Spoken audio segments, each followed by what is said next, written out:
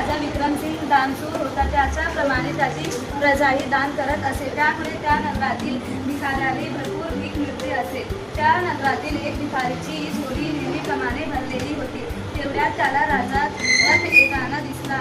आपल्याला भरपूर दान देणारे असे त्या लोभी स्वार्थी भिकाऱ्याला वाटते. मोठ्या आसाने तो राजाच्या रथ जवळ गेला.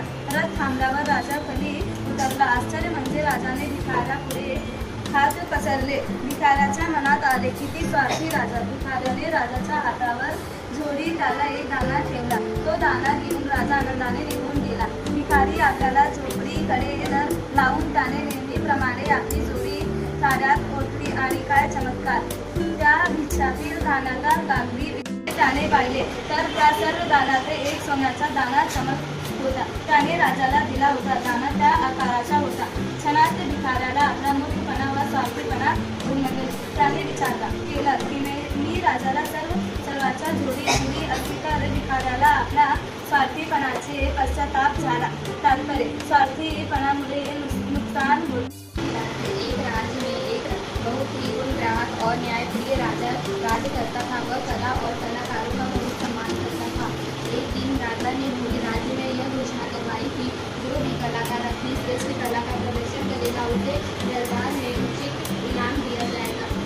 इस घोषणा को सुनकर दूर दूर से कई कलाकार राजमहल में आमंत्रित होने लगे। उसी राज्य में एक प्रतिभाशाली कवि रहता था। A lion was sitting in a forest. A mouse started playing on it. The lion caught the melody. He caught the mouse and was ready to kill it. The mouse begged the lion to leave it and said that someday it would help the lion. The lion laughed and let it go. One day the lion was caught in a net set up by hunters. He roared loudly as he tried hard to escape.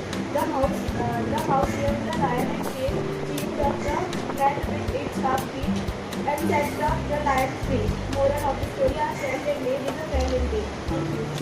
आधुनिक वानर एका होत्या टोपी व्यक्त्यात. तो प्रत्येक गावात जात असे. तेथे बाजारात जाई, लोकांना टोप्या विके. एक गावात काम झाले की दुसऱ्या गावात जाई. एकदा तो असाच एका गावातून दुसऱ्या गावात जात होता. वाटते तो दमला.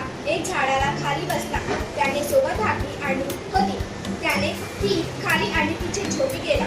त्या झाडावर काही वानर होते. त्याने बघितले टोपी वाक्याच्या डोक्यावर टोपी होती. वानर खाली आले. त्याने टोपी वाक्याची टोपी हळून उघडली. टोप्या बाहेर काढलेल्या झाडावर गेले. सगळ्यांनी टोप्या वाढून घेतल्याने डोक्यावर घातल्या. सगळे आनंदाने ओढून आगले. एकाच अगला सुरू झाला.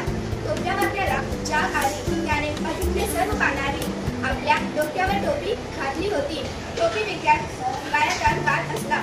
आपल्या डोक्यावरची टोपी काढली आणि पेटी जाण्याने टाकली. थोडा वेळ वाट पाहिली पण काहीच घडले नाही. त्याने पुन्हा टोपी उचलली. पेटीमध्ये जोडात आणली. तीही काही झाले नाही. त्याला आश्चर्य वाटले. त्यांच्या आजोबाच्या वेळी एकदा असा प्रसंग उघडला होता पण त्या वेळी त्या वानरांची टोप्या खाली टाकल्या होत्या. आता का कागद नाही? तो कुत्र्यांच्या भोपळ्यात पाडला. हे पाहून वानर झाडावरून खडा असले. त्यातच एक वानर म्हणला, अरे टोपी विक्या, तुला आजोबा आहेत तसे आम्हाली आहेत. आमच्या आजोबांनी आमच्या हा युक्त बदल सांगितले होते. तू अशी ती टोपी आदळ आहे हे आमच्या माहीत होते म्हणून आमच्या डोक्यावरच्या टोप्या पेटली टाकल्या नाही. हा टोप्या आमच्या प्रहार आम्ही त्या घेऊन जाण्यात